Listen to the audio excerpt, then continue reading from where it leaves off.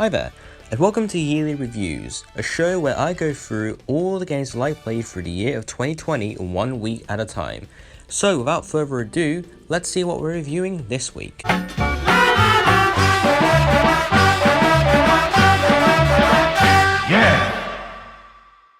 There's bound to be a lot of hidden games when it comes to video games. After all, there's a very vast catalogue of games on every console, and not every great game is going to get recognised from far away.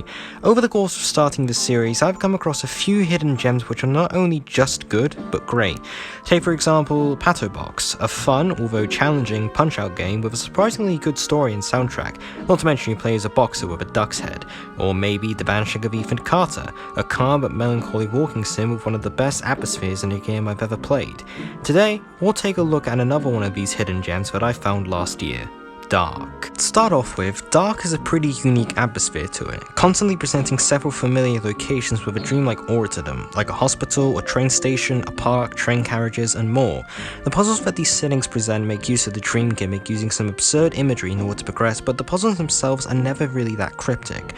While DARQ isn't strictly a straight horror game, it does have some unsettling ideas to it, albeit it isn't exactly the main focus, but it does use its dream gimmick to add some horror to aspects like the monsters or in this puzzle segment.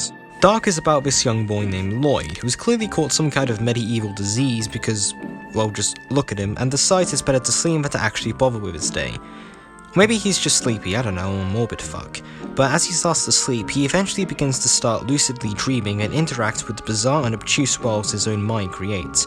However, despite being in control of his own mind, he quickly realizes that he's not alone as monsters start to invade his dreams, hidden away in plain sight with only one motive: to get Lloyd for their own devious purposes. However, there's one thing I don't really like about DARQ, and I think it really hinders it.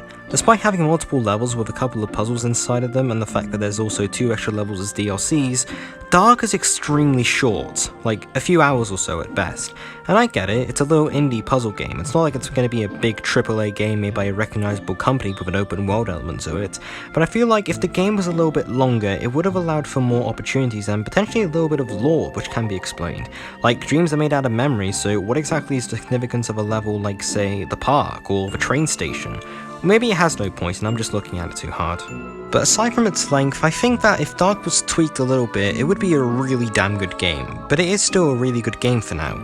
It has a very unique dreamlike atmosphere and it has some creative ideas to it. And despite the gimmick of dreams being present, the puzzles aren't all that cryptic like in other games. I'm looking at you, AI the Somnium Files.